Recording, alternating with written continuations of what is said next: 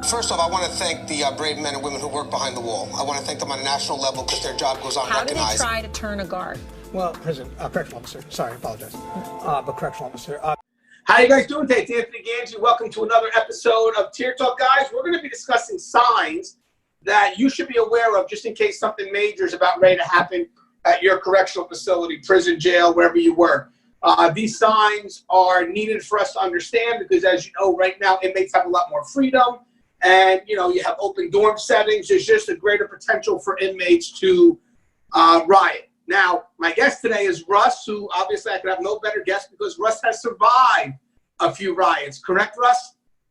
Yeah, I've been in a number of them. And obviously, guys, Russ is a fan favorite here, so it's always good to have Russ on the show. We're going to be talking about a couple of things from a couple of different perspectives. First, we're going to have the experience that Russ went through, along with the frontline perspective.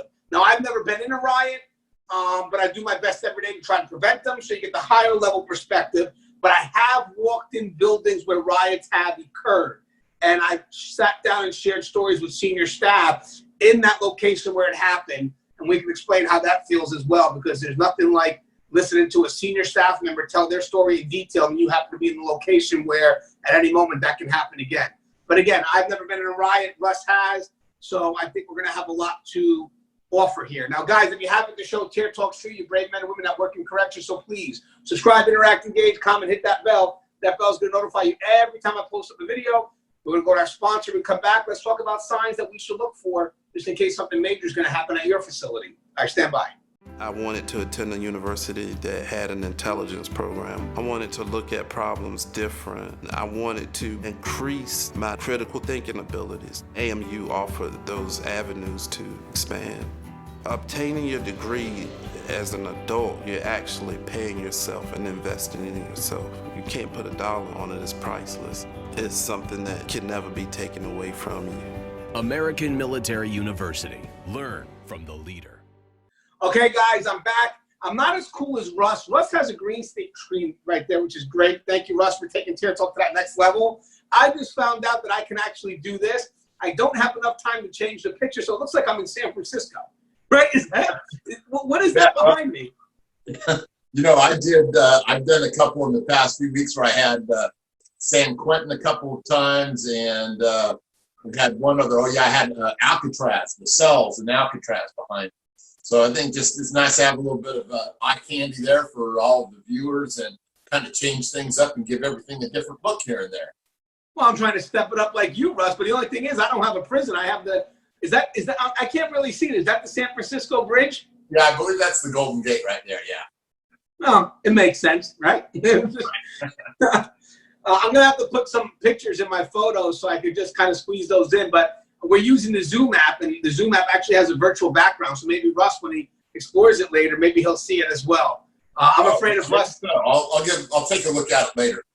Yeah. So guys, real quick. So just from my perspective, I've never been in a riot, but trust and believe I do what I can to prevent them from happening, which means that I'm looking at grievances. I'm looking at any slight clue that something's out of the ordinary. But before we go into that, I just want to tell you that I've actually sat down with officers in locations where riots have happened. I've heard their stories, and as they tell me, they're pointing it out, and I'm at that location, and I'm thinking, man, you know, and by the way, the riot's not happening at that moment. They're just sharing the story, but I could feel that sense of uneasiness. I could feel that sense of vulnerability, and, you know, and I'm not even going through it live. I'm just hearing the story. So for people who've been through riots and for people who, you know, did what they had to do to survive, did what they had to do to protect others, bravo, because, again, I've only heard the echoes. You know, I've never been in one, but it's scary just to be in a location where you know it can happen. So for those that are running to that, you know, again, my hat's off to you. It truly is something that I know for a fact most people would never even think about doing. They wouldn't have the courage or the heart. Russ, now you've been through a few riots yourself, correct?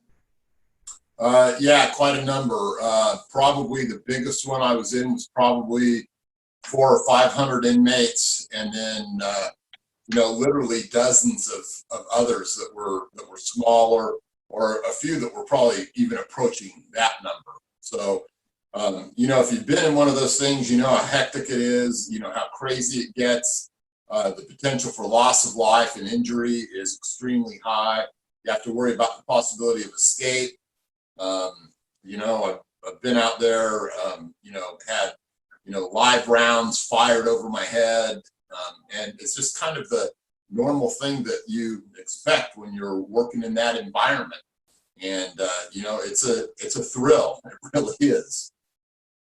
Well, one of our biggest fears, and I don't think the public really understands this that much because they're making a lot of changes on the outside looking in. And of course, some of the changes, they're good. Some of them are needed, but some of them are really putting blame on the system, which makes inmates unite. And what they don't realize, our greatest fear in corrections, especially from a frontline perspective, is inmate unity. And now when you have lesser restrictions on inmates and inmates are able to kind of walk more freely, they're out more, they're in open areas more, you get inmate unity, and you combine that in like lesser restriction, which is what they're going through now, and just open areas, it could lead to a lot of potential situations that can actually make us vulnerable because obviously we're severely outnumbered. Now, Russ, what I mean by inmate unity, maybe you can compliment what I'm saying is most of the time we have an issue, it's usually with a selected few inmates. It's never really with a bunch of inmates. It's usually if I have a problem with inmate Joe Smith, the problem really is with inmate Joe Smith. So I have to find a way to handle Joe Smith on his own. I usually take inmates into a separate area, speak with them a little bit, find out what's going on. But sometimes there could be concerns that could affect the population as a whole. And that's when we have to really address that immediately, because now you have inmates that normally wouldn't kind of connect, but now they're connected on that one unified cause. And again, we see some of that coming from the outside in, but you could see that from a drastic change that wants to be implemented into a correctional facility, like no smoking. When they were telling inmates they couldn't smoke, it wasn't just go in that one day, take away their cigarettes, and we're all good. It had to be controlled. There had to be time, and maybe 6 months down the line, give the inmates a chance to get used to that. And then eventually, after the 6 months is up, now we start working on the official charges if the inmates are caught smoking. But the thing is you want to be very careful of those immediate changes that can adversely affect the inmate population as a whole. Correct, Russ? Yeah, usually when I present material on this, when I'm talking about the things that cause inmate unity, I usually rank them. And, just going downward, I go from number one, which is, food, medical care. And by medical care, I mean a systemic failure of that, leisure time activities, and sudden changes in policies and procedures. So those are the top four that usually can, cause inmates to, come together and decide that there's something worth fighting for together, which breaks down those typically, ethnic and STG lines. And you made up a great point right now, because on the higher level, from the administrative level, we're going to be able to notice those concerns through the grievance system. I'm going to notice that there's a problem with the food. I'm going to notice there's a problem with medical or leisure activities or policies that are not being followed. Like maybe there's policies that are supposed to be implemented, but the officers aren't implementing them, or whatever the case may be. And we cannot ignore those grievances. Sometimes a lot of the frontline officers may think that, why are we chasing after those grievances? Well, that's because when inmates feel that they have a voice and that voice is not being heard, they're going to try to do it the correct way. Because don't get me wrong, guys, there's going to be a lot of grievances in there that are fruitless. We know that are just going to, it's like the boy that cries wolf, just misusing the system. But, there's going to be maybe 1 out of 100 that's legit. 1 out of 100 that we really have to look into. And when inmates feel that that grievance system is not working, when they feel that, yes, they have a voice, but the voice ain't being heard, but they're trying to do it the right way, the next way is going to be by force. I mean, that's what happened at Attica. Attica, they didn't have a grievance system. And basically the inmates had these concerns. The concerns weren't being met. And eventually they just rioted. So what we try to do as management, what we should be doing is monitoring those grievances and making sure that those grievances are addressed. And yes, guys, we're going to go through 100 of them that are bogus. But having said that, we always got to worry about the one. And I know, Russ, I mean, you as a frontline supervisor, those grievances can be a pain in the ass because you're chasing after 99% of them are fruitless. They're inmates trying to manipulate the system. But then there's always that one that could be legit. Yeah, part of the pastime for inmates naturally is to bitch about things. When they actually start putting it on paper, sometimes they become, what I would do, a vexatious litigant or a vexatious griever, where that's just their thing, that's their hustle. They do a lot of that. But then there's another point at which, when you start seeing trends and you start seeing, the same sort of grievance, that might give you an indication that it's more than just bitching about it.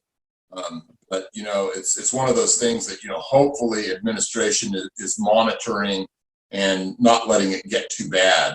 I've been in some situations where, for instance, the food wasn't necessarily systemically bad day after day, which is typically what you have to worry about.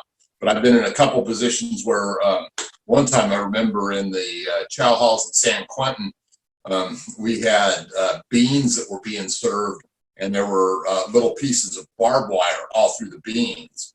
And that got a couple of people stirred up. Fortunately, it never turned into a riot, but it was close. Well, you mentioned a couple of good points there, because one thing is that when you start getting grievances from, let's say, different inmates from different units, something's happening, because the thing is, these are inmates that don't normally connect. One of the concerns I always have is, again, when you have like a rogue officer. Let's say you have an officer that just constantly likes to stir up the population, which again is a small amount of us. It's not a big percentage of us. People don't understand that. But just saying that, just to, we got to have honest dialogue here. Let's say you have an officer that's just a rogue officer, just kind of likes to rile the inmates up, above and beyond more than, wait, what's not supposed to happen during professional rounds. And what happens is, let's say you get a complaint through the grievance system, and I'll give it over to the sergeant to have a look at it. And maybe the first time around, they give the officer the benefit of the doubt. Okay, we still talk to the inmate, the officer, but first time around, we'll give the officer the benefit of the doubt. But let's say you start getting complaints from other units that officers working in. So it's not just that one unit now. Now it's another inmate in another unit, and another inmate in another unit. Now, don't get me wrong. You could have good officers that inmates want out of their unit, and I understand that, and they're going to grieve, and they're going to do what they can to get that officer out. This is not the case. I'm talking about a rogue officer. An officer that just riles them up for no reason. And what happens here is that now you get these inmates that start to unite against this one officer. So it can happen to the point where, they're like, what, since no one's listening to us, we're going to make this officer an example. So they find out where the officer is going to be scheduled, and the next day they put a plan in motion, but then lo and behold, that officer gets wind that, hey, something's going to happen to me, so they call out sick. And then what happens is, here's me and Russ, we're working that unit one day, plans already in motion, and we're the ones that are getting jacked. Is that correct, Russ? Yeah, fortunately I haven't got caught in the crossfire quite like that. But, it's always a concern. And, like I say, inmates are always going to believe that they're in the right, whether they are or aren't. So their perception actually counts for a lot. You have to kind of take that into account in any move you make. But at the same time, you have to make sure that you ensure the overall discipline. Otherwise, everything breaks down, and then you're just chasing all of these other issues. So, well, I just want to also go back and mention something too, just in case. I just want to reiterate something. I do know that inmates will utilize the grievance system to get rid of good officers. We know that. And that's where, again, my communication with that frontline supervisor is going to be important, where I'm going to say, hey, listen, this officer keeps on getting grievances. And that's when Sergeant Russ will come back up and say, yeah, but let me tell you something. It's because this officer's on his job. This officer's, doing his search and finding contraband. And there should be a record of that. So I'm going to be aware of that. And then I'm going to obviously know that these inmates are playing a game. But again, that's based on the information that's coming back to me. So like if I send a grievance out to be addressed, the supervisor should investigate it properly, and then they have to communicate it back to me as to what happened and what the resolution is. Because if we don't have that honest dialogue between me and that frontline supervisor, we're not going to be solving potential issues that can escalate. So I'm sure in your time as a supervisor, you've identified grievances where, yeah, I would say 9 times out of 10, it's fruitless. The inmates they're upset with something, and they're just, running the course, going through whatever it is they feel just to get their voice heard. And then when they don't get the answer they want, they're going to go ahead and, keep on grieving the same issue over and over again because they're not getting the answer they want. But I'm sure you've gotten somewhere you've had to sit down and address the officer because you knew if you didn't address the officer, the problem could escalate. Yeah, that's kind of the situation where you want to be. You want to be that supervisor that's providing the right training to your staff. If you have a problem officer like that, maybe he doesn't know how to communicate. Maybe he's never been given the skills, and that's where you have to take it upon yourself. You have to take that extreme ownership of those things to make that officer not the inmate's problem, but your problem. To bring it around to the point where you have cohesiveness in your unit. Right. So I guess when we talked about some of the signs, the first time we're talking about now is really looking at the inmate's grievance system, see what type of grievance are getting put out there, see if they're repetitive. As again, you keep on getting the same complaints about food service, but now you're getting it not from one inmate, but from multiple units. Management's going to have to take a walk over to food service and find out what's happened. You may get that one inmate that says, "Hey, I'm not getting vegetables, and I'm a vegetarian." Okay, fine, and they'll keep on complaining because they're not getting the vegetables that they want or whatever it is. Well, it is what it is. You're in prison. Deal with it. But if you start getting, "Hey, there's cockroaches in my meal," and you get it from one unit, all of a sudden you start getting from a bunch of inmates in another unit. Well, now management has to show their face to make a presence because obviously the inmates want to see management have some type of reaction because if not, the next step could either be a protest on the unit, which is something you don't want because that's the first step of unity and organization. And that's the lesser of two evils because the next step could be an all-right, an all-out fight or attacking staff because they don't feel they're being heard. But again, guys, if you have those inmates that are protesting and, doing those little strikes on the unit, listen, when that issue's settled, whatever that issue is that caused that little protest, you got to move those inmates. Don't leave those inmates in those same areas. And whoever led it, they got to get out of your facility. I mean, would you agree with that, Russ? Yeah, absolutely. And excuse me, one way that you can look at the whole grievance thing, whether you like grievances or not, they're a tool and they're a data point. And they're one of the data points that we can look at to see whether or not perhaps we're looking at a disturbance that's going to occur, about to occur down the line, even somewhat. So that's just one of the data points that's more of like an administrative data point there. And there's other ones that we're gonna talk about that staff will be more aware of than perhaps a trend in grievances. Right. I just want to add another note too. Obviously, a lot of anonymous tips come through the grievance system as well. So management gets a hold of a lot of tips that hey, we got 2 inmates in a cell making weapons or something like that. So again, grievance system is important as long as it's used correctly. But again, we know it could be misused. I also want to mention another thing I think people tend to overlook as well. Sometimes we have a lot of inmates that may refuse to lock in at that moment. And, like maybe some inmates, for whatever reason, sometimes they don't want to lock in because they're cellmate or whatnot. But sometimes inmates that don't want to get involved in something big will choose to get off that unit, and that's the easiest way to do it. They'll stand by their cell and they'll say, "Hey, I'm not locking in." The officer goes there, inmate cuffs up, and he gets out of the unit. But sometimes the officer never asks the inmate why. Why do you not want to lock in? I'm not going to say it's going to negate the charge, but we should understand why. Like the premise would be this. If I had an inmate that refused to lock in and I was an officer, I would call for a supervisor and maybe 2 GAs. I don't know if the inmate's going to be feisty or not, but I'm going to call for a supervisor and 2 GAs to come to the unit. I have an inmate refusing to lock in. When the supervisor and the 2 GAs come to the unit, it doesn't mean at this point that the supervisor is automatically going to put the inmate in handcuffs and lock him up. Not yet. I know we have a refusal of an order, but I still, as a supervisor, have to find out why the inmate's refusing. Now, most likely, if the inmate's refusing because, I don't want to live here, and it's all this generality stuff, you're getting charged. You're not giving me nothing. You're not giving me nothing to go with. You're beat. But if the inmate, says something like, in a private area, "Hey, Gange, I don't want to be on this unit no more because something's about ready to break down," well, that's pertinent information.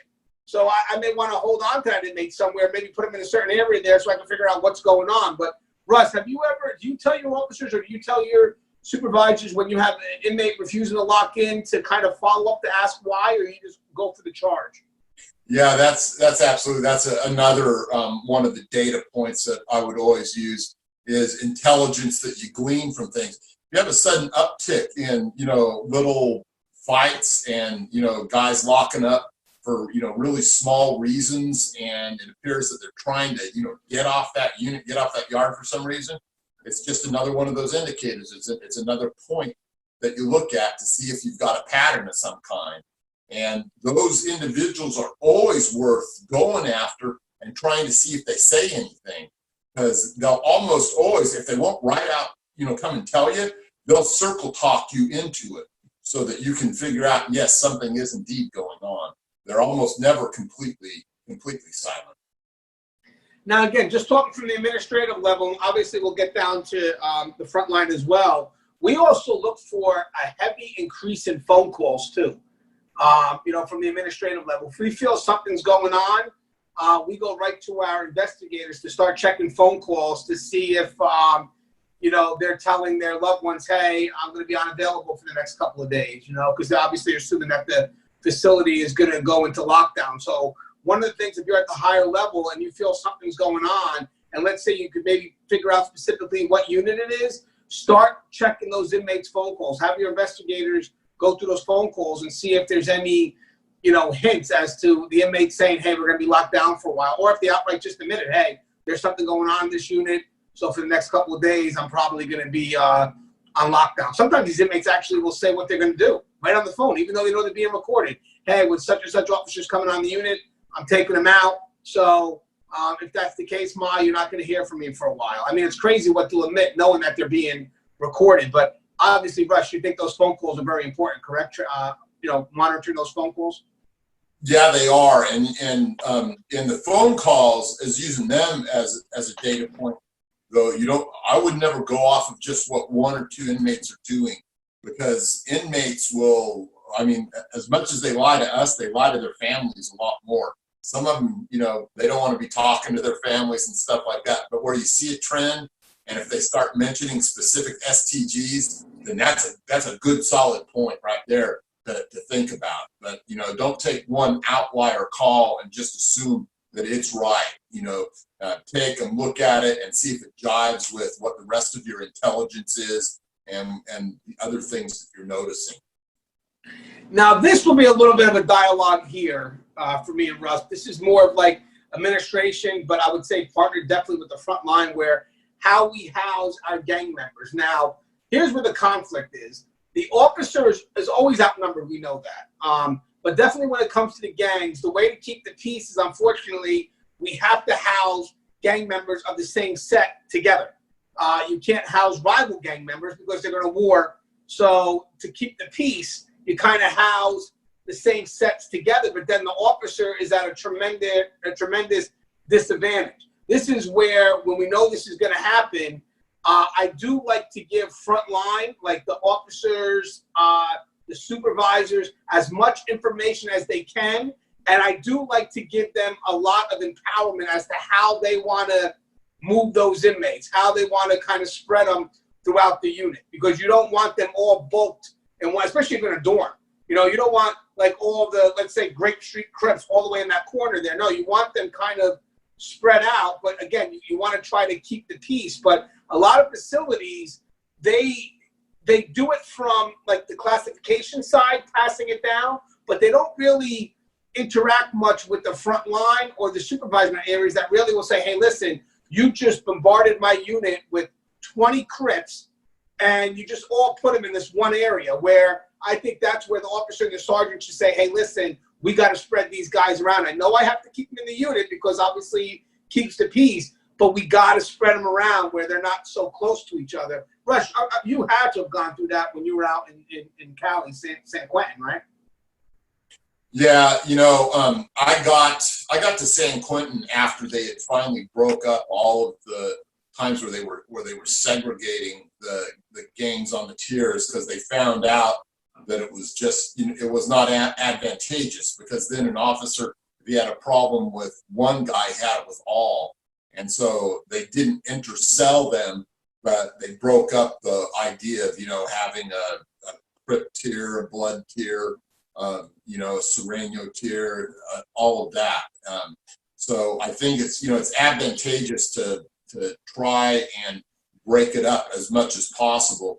You're never going to be able to sell those types of people together and like even in a dorm setting, we were never able to, sell like North and South together, or Bloods and Crips together, or that kind of thing. But what we were able to do is we were able to, break up the dorms so that we would have kind of a balance of ethnic numbers. So we would have, X number of Mexicans, X number of blacks, X number of whites. That was a representation kind of what the whole yard was in order to try and bring balance. But as far as the STGs, we could never mix them together. And many times, a lot of our riots and stuff happened, directly between the STGs, and it was never a good thing to have an entire dorm blow up, where we would have, instead of fights between STGs, we would have fights between rival ethnic factions, like blacks and whites, for instance. And that's when we would have problems actually inside the dorms, as opposed to out on the yard, where we had a better chance of controlling it, because we would have, access to lethal firearms and tear gas and that kind of thing. Well, that's great that we're actually mentioning right now the gangs, because it's very good to understand how they're placed. And I think from a higher level, it's good to review those at least, if not daily, at least once a week. You should have an STG roster, and you should be familiar with the layout of that unit to make sure that, you're not putting them all in that one location. As I said, I mean, I give a lot of respect for officers that walk those open dorms, especially now with the gangs being so prevalent. You're walking into these areas here where the inmates are coming in with that automatic sense of unity, because they're repping the same set, and at least on my side, I know you're out west maybe about race ultimately, but on our side here, it really is that set, what you represent. I mean, there is race too, but it's more focused on the gangs. And the thing is, you want to try to keep the peace, and the officers will tell you, like, I can't have this guy in my unit. Why? Because he's a Crip, and I got all these Bloods in here. That's not going to work. That's going to be harder for me to do my job, because I'm not going to be able to protect that one individual. But then you kind of feel guilty. It's like, well, dude, I'm kind of giving you all these Bloods from the same set. The officer will sometimes say, yeah, but here's the cool thing about that. He goes, first off, they tend to police each other a lot. That's one thing. And he said, second thing is, they're still going to do little shit, which he has to keep track of. But for the most part, they want to keep things calm, because they also don't want to be moved out. So they kind of more respectful to the rules to some extent. Don't get me wrong. They're still doing their hidden bullshit. But with that said, is they don't want to be moved out to another unit. So they kind of want to stay within that group. But again, it's one of the hardest things that you have to manage, because in an effort to keep the inmates safe, I guess what I'm saying that is it conflicts with the safety of staff. Would you agree with that, Russ?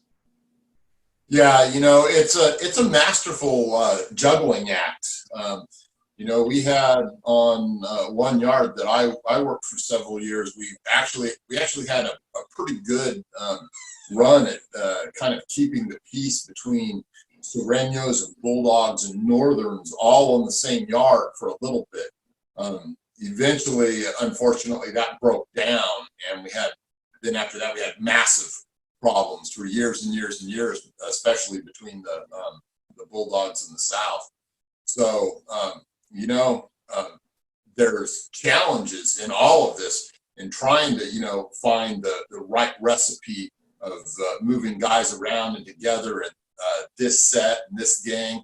So, it really is something the classification has to pay close attention to, because we don't want to put staff in a position where they're in trouble with every gang member, and we don't want every gang member in a position where they can't live in the unit.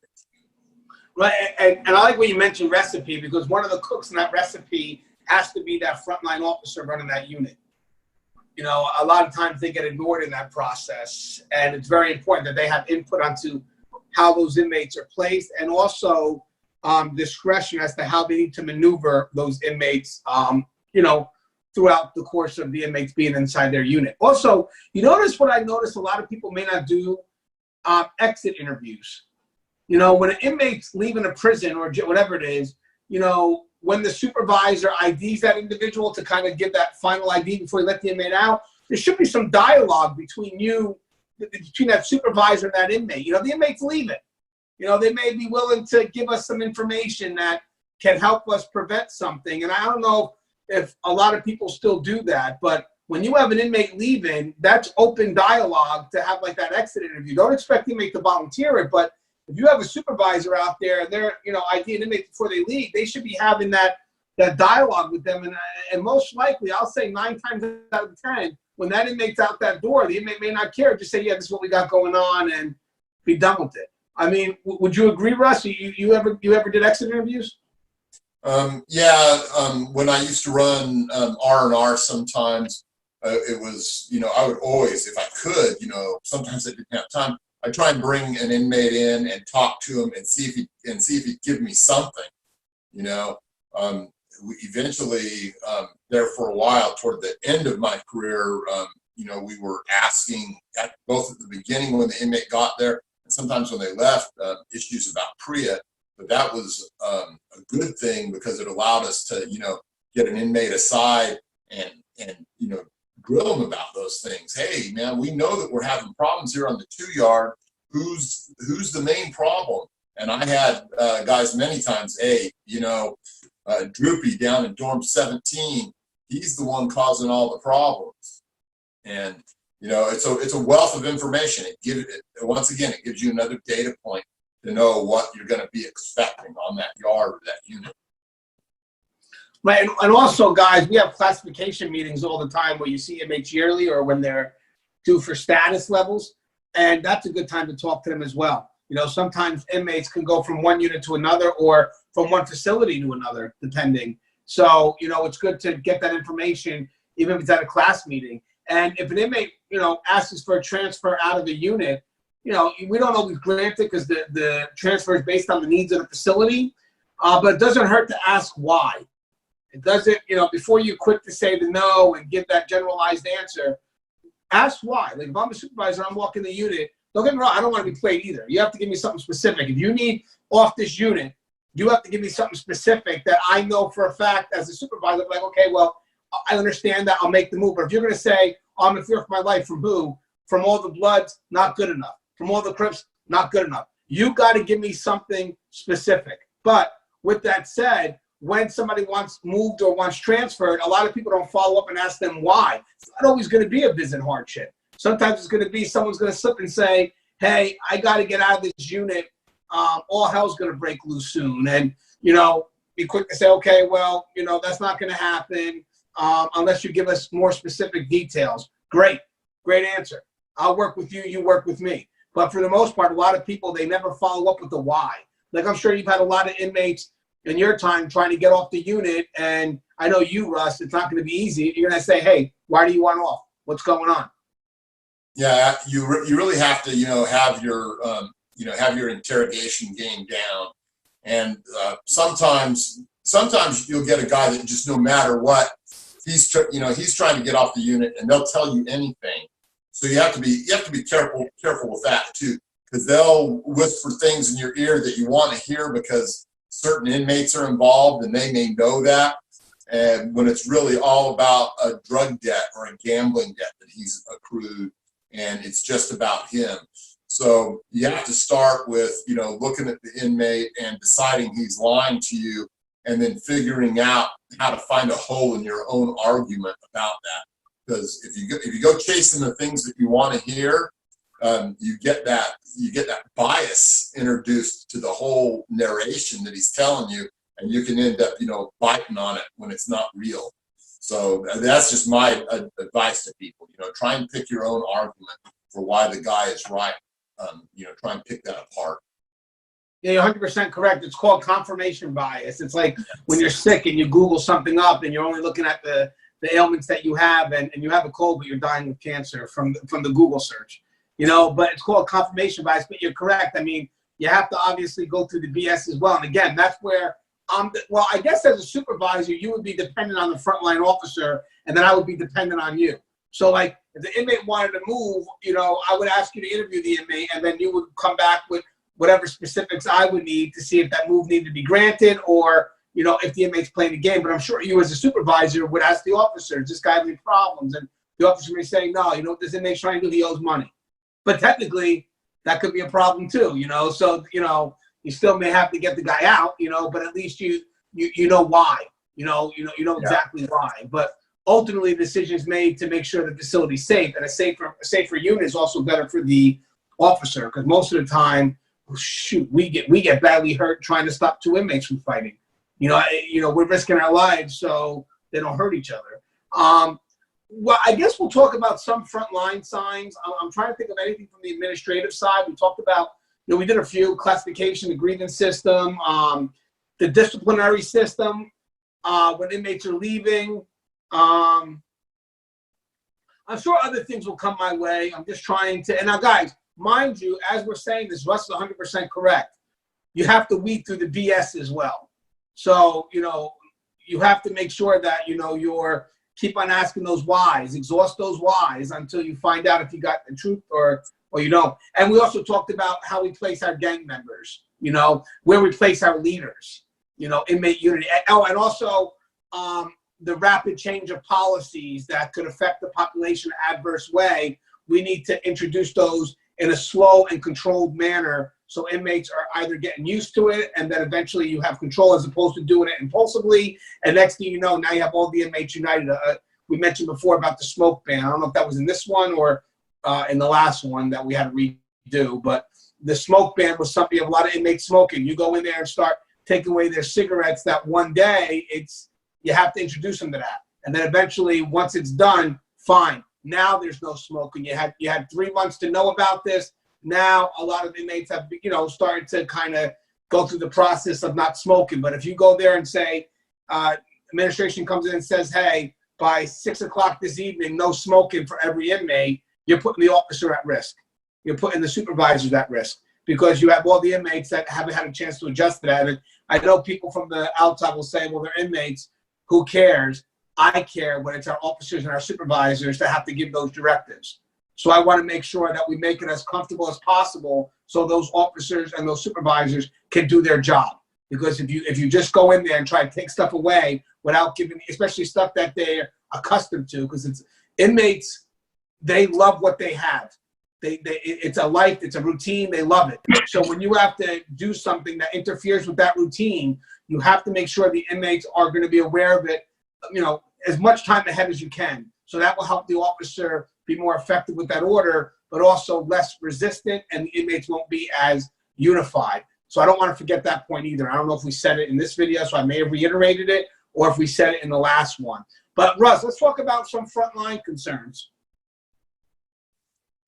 Absolutely. So one of the things that you and I often talk about, and that we've gotten Connie Eileen involved in, is when we talk about training these non-custody members to notice things. And one of the big telltale signs of something big is getting ready to happen, in fact, it's usually almost imminent at this point, is if you suddenly have a yard release and none of those inmates that are being released out there are going to their medical appointments, to their vocations, to their education, and they're just staying on the yard. They're just pulling they're just milling there. A lot of times, the first people to notice that are these teachers and nurses and other ones that they're like, where are my inmates at? And at that point, usually you're pretty close at that point to having that happen right then, because what's usually going on is these STGs, these different ethnic factions, they've been given the order that they're to go to mandatory yard, and so that they have the numbers to get busy, within the riot, and so they go to that yard and they're expected not to leave. So, sometimes they'll even have other inmates watching them that are making sure that they're not going to pansy out and try and go to education or medical or whatever. So that's a huge telltale sign right then that, something is probably imminent, probably going to happen during that very yard thing. Sometimes they'll pull a mandatory yard in that kind of a situation just because they think maybe it's going to happen. And even then, you'll see a lot of tension. You know, the stares start happening, the yard gets quiet. But for me, that's a huge data point. That's a huge warning sign that it's about to happen. I want to add something on that too. When you have inmate movements, there should be a centralized roster that the officers get, as well as the people that are going to be receiving them, the civilians. Now, the officers should be checking, you know, the unit officer, if there's a pass point, and then the pass point to whatever centralized area where the inmates get dispersed. But either way, there's multiple checkpoints before that inmate gets from point A to point B. There should be, again, checked out from the unit, if needed to a pass, checked out from another officer, and then even if it's a school, they're going to get checked in by the officer in the school building, and then obviously by the civilians. Now, once in a while it happens because the officers monitor many different classrooms, many different programs, that they may miss that a few inmates may not have shown up. We're expecting the civilian to come back to us immediately and say, hey, I'm missing, you know, these 2 inmates, you know, not mark them absent and then and go on with your class and not tell staff. Sometimes people don't realize that some of these civilians, and again, guys, it's not just to kind of reiterate here, is that when you have a missing inmate, we need to know that immediately. You can't expect the officer to know that. The officer should, don't get me wrong, but the officer's got a lot of, you know, you're not the only class he's watching. So if you find it out, you may be finding it out a lot quicker than the officer has a chance. I'm not going to say the officer won't find it out. It just may take them a little bit because they're still checking other people in. So the thing is, you find out, hey, you got 2 people that aren't in your class and you hear that the movement's done, you go right to that officer and say, hey, listen, I need to know where these 2 inmates are. They're supposed to be in my class. And that's when the officer makes the phone call to a supervisor or the housing unit, and we start looking for those inmates immediately. But you made a great point about that. I just wanted to reiterate that communication between the civilians and custody in regards to that centralized movement and making sure they let staff know that I didn't get these inmates. Sometimes I feel that communication doesn't happen because they may automatically think the officer is aware of that. And, you know, we find out like an hour later, and, you know, at that point, where the hell's the inmate, you know?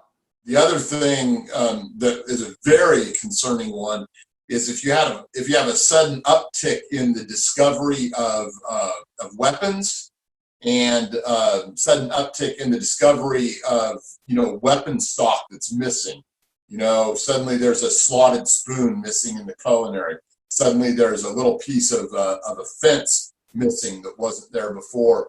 And when it becomes where it's like systemic, and you see that, you know, the uptick is real, and you have some officers maybe that find all the same kind of weapon in a close area or in one area where they were trying to, you know, make a little armory or something.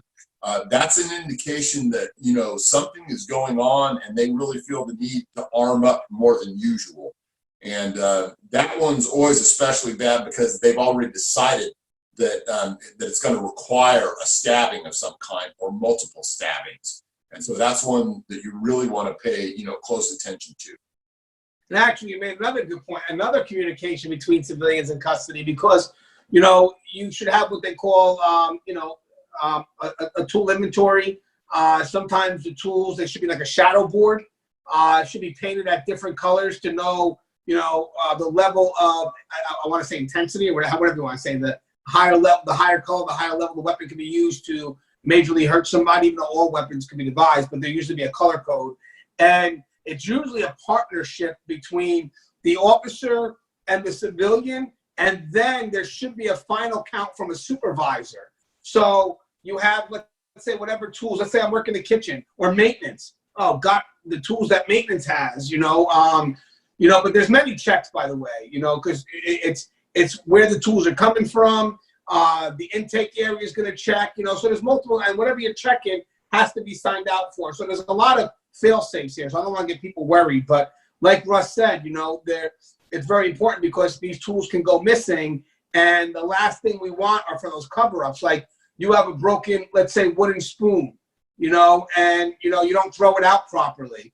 You just, oh, that's broken, just throw that in the garbage there. No, that goes into a secure trash. An inmate may come up and say, hey, I broke this. Okay, not a problem. And they put it in the regular trash. No, collect the item, mark that it's been broken, mark in the logbook that it's been broken, so you're not looking for something that's missing, and make it aware that, okay, hey, I'm taking control of this, and then you have that taken out into a controlled trash that's outside of the controlled compound. I don't care, again, how small it may be. I mean, it's a controlled item that broke.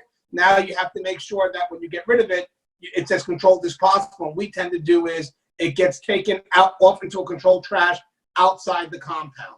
But again, that's communication between the civilians and custody. And then just the final, at the end of the night, when you're done with that tool count, a supervisor should come in and do that final count. So they're not doing the exchange. Like if I'm working food service, there's going to be constant exchanging of tools, one for one throughout the day. But once all the tools are finally put in place, I need a supervisor count now. And the supervisor will come and go ahead and finish the final count for the night. And guys, again, Russ mentioned this too. I think we did this in another video. If there's a tool that's gone missing, report it. It's not about getting in trouble at this point. You have to report that immediately, because if you don't, that tool could find its way in one of your brothers or sisters' back. So I know a lot of people, sometimes they're afraid because they know that they don't find this tool, the prison's got to get locked down, and it's a whole big thing. Let the big thing happen. Don't be afraid to report that, because if you're afraid to report it, you're not doing your job, which is safety and security. I'm sure you've been through that in your career, Russ, where people are so afraid to report it because of the consequence. Yeah, you can't do that. You have to be the first one to step forward and tell on yourself if at all possible, because the earlier you tell someone, probably the less trouble that you're going to get in, but probably also the best chance that there is for recovering whatever it is.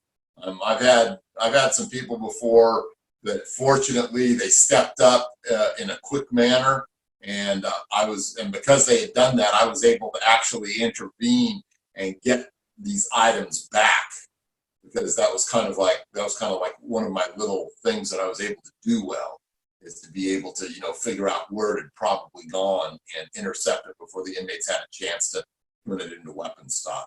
And you know what, real quick, when we have the exchange of tools, if an inmate comes up and they need to use a tool, right? Usually the civilian, whoever's overseeing that, should be with that inmate when they have the tool, if that's possible. Sometimes it's not always possible, but you should have that inmate's ID, and you hold on to that inmate's ID until you get that tool back. And if you have to log something in the book, that's fine. But if you're taking a tour and you gave an inmate a tool and there's another inmate using that tool, that's a big no-no. I gave this inmate that tool. You're the only one that's supposed to be using it. So both those inmates are going to be charged. I know people think, oh, it's petty. It's not petty. If they want to switch over, whatever it is, then I'll switch over. But that's how you lose track of tools. When you hold, because I've seen where I give a tool to inmate Smith, but then all of a sudden inmate Walters is the one giving me the tool back. It's like, hey, wait a second. I didn't give you this tool. I don't even have that inmate's ID at that point. I have inmate Smith's ID. So you always have to make sure that the inmate that you give the tool to is the one. They should be under supervision, but they're the ones that are utilizing that tool the whole time. And again, if you're not monitoring that, or that's how you lose tools, because an inmate's not going to admit that they lost a tool, especially if they're not the ones that, took it out. If you don't have their ID, no inmate's going to volunteer and say, oh, I'm the one that lost the tool. Well, I don't even have you taking it out. So it's going to go back to inmate Smith now. But what other frontline concerns we got, Russ? Okay, so another data point that you can monitor, or that you should at least train people to recognize, in my mind, is if you have a sudden uptick in phone calls coming into the facility where inmate visitors are asking if visiting is still going to be open this weekend.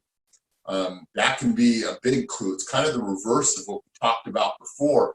In this case, they've probably been told, and maybe not through a legitimate phone source. They might have been told through a smuggled cell phone or something like that, that, hey, you know what, don't come and see me, or call beforehand, because I think we're going to be on lockdown because we're fixing to get off. And so one or two of those kind of phone calls might not mean anything, but if it upticks from what it usually is, then you might be having a problem. And I agree with that, Russ. I mean, that's great because obviously they're telling their loved ones something, and the loved ones are just going to kind of call in and follow up to see if we're still running things as normal. Because again, they're not going to know. So it's very good. And as I said, it's great to kind of listen to. I get the phone calls a lot, so I listen to the family concerns. And you know, again, if there's a trend or there is an uptick, then I let the proper people know that, hey, I've been getting multiple calls on this. You know, it's not just one call. I've been getting multiple calls from families of inmates that live in the same specific unit. So, you know, I agree with that 100%. Never overlook those phone calls. What else? Right. That's why I'm trying to present, you know, some of the things that some people may not usually think of.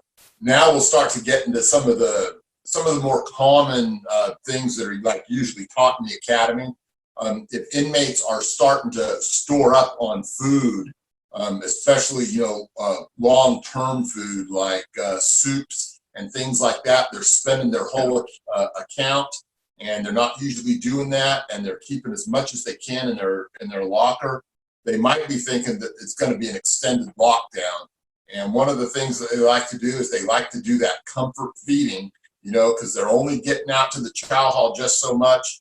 And if they are going to the chow hall during the lockdown, if they're not being self-fed, it does expose them to more danger. So some of the ones that want to stay back, they'll be, you know, hoarding that food. And so an uptick in those type of things where guys are spending that much more money on that much more food, it's another data point to look at. And you know what? There's communication to be had there as well, because I don't know how other facilities work when it comes to orders, but most likely those orders should go to the officer's hands or the supervisor's hands, and then maybe brought up to the business office. And the business office should be able to keep track of that trend. So they may say, hey, last month we had this amount of orders, but I want you to know for this month it tripled. You know, and it tripled specifically in these areas. And I believe that we actually already have that in play. Like we know that. Like, so if there's a huge uptick in sales, we're going to be notified by the business office, because it's just a trend.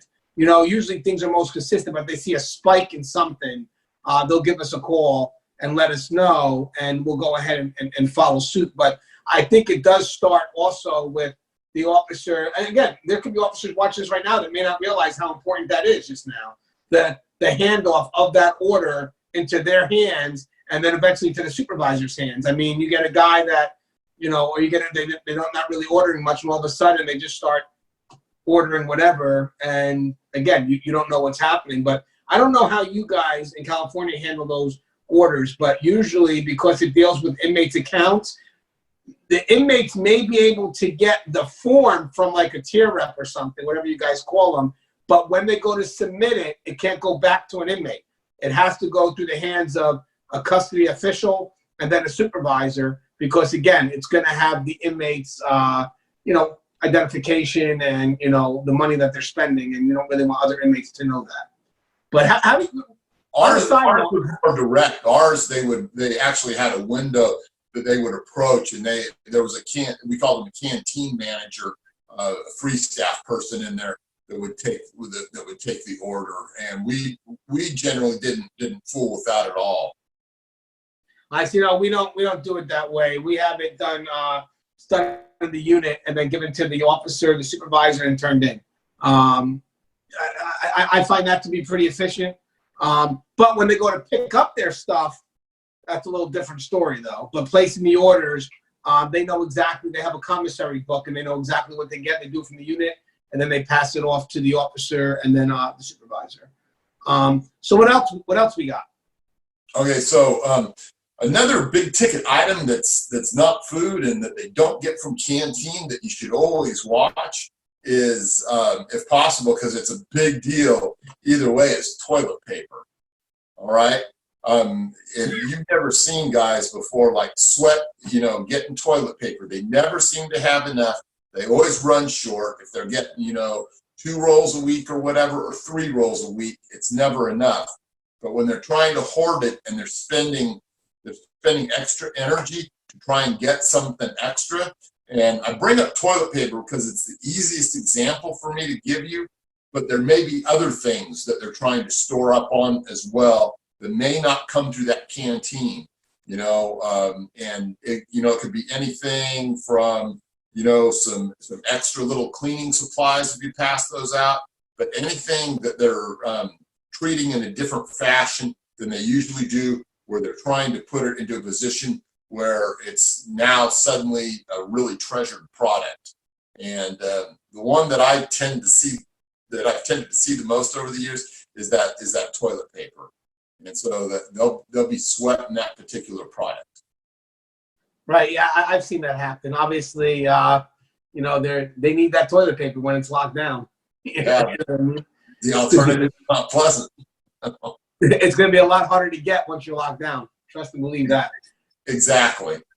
So, the other things that you can start watching for that I think present themselves less as data points than just overall behavior is, on your average prison yard, everything is really defined about who can go where. There's a specific set of exercise bars for the whites and for the bloods and for the Sureños, the Norteños, different bathrooms. Sometimes they have to share, but they wait, and you'll notice that, the one ethnicity or STG will have their guys stand outside there. If you see them start, doubling up on the number of guys that are watching the guy that's taking the shit or taking the leak on that bathroom, and there's more activity about, being careful, that's a good sign too. And when you see them start to look at each other more, that's usually the indicator, especially when all those heads suddenly swivel at once, that it's about to go. And you don't have much warning time then. That's about at the point where it's about as imminent as it gets. And also, you would know this more than I would, but also, don't the numbers to yard or these mass rec areas, don't they drop a lot too? Well, you know what? It depends. You'll have some inmates that will risk that, perhaps, but they're probably going to get in a lot of trouble for it, because if it's truly along ethnic lines or truly along STG lines, and they don't come out to yard and they had a chance to, they're gonna, the next time that the lockdown is over with and they're out there on the yard, they're gonna get hit because they didn't show up. So it can be kind of dependent. Maybe on a softer yard, you'll see some guys that maybe can get away with something like that, or appear to get away with something like that. So it's kind of iffy. I'd say that's a situation where you really need to know that particular unit and the particular breakdown of the inmates that are in it. Yeah, because you could have outsiders, outsiders that frequent the yard, and all of a sudden they just stop going to yard that day, and they go to yard. Yeah, so it's, that's just that's just the way it is, and you gotta train yourself to be sensitive to that, to notice what's going on, and get inside those inmates' heads so that you can try and figure out what's happening and if it's going to happen at all. Sometimes you'll see tempers and stuff flare up, and you think it's going to go, and then suddenly everyone's back to normal, and you'll be asking yourself, well, what was that about? And most of the time, somebody paid somebody's debt, and they were able to patch things up.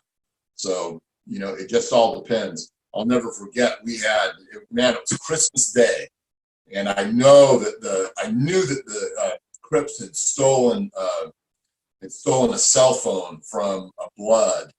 And I was just watching it. I was just trying to get done with breakfast, because you could just see that it was about ready to go. And man, I thought that I had it all worked out. And the next thing you know, we had about 30, 40 guys down there fighting.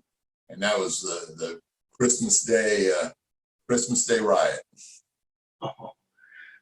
Well, you know what? When you're talking about going back to that yard, I know good officers that would know, like, okay, well, inmate, let's say Smith comes out every day, and now inmate Smith's not there today. Sometimes they would actually do a follow-up with the unit officer. It's not saying that, remember, the inmates don't have to go to yard, but if you have a guy that comes there every day, you know, that's a habit, that's a routine, I don't think it hurts much for the officer to make a phone call to you and say, hey, usually I see Smith out this time, Smith's not out, you want to check on him.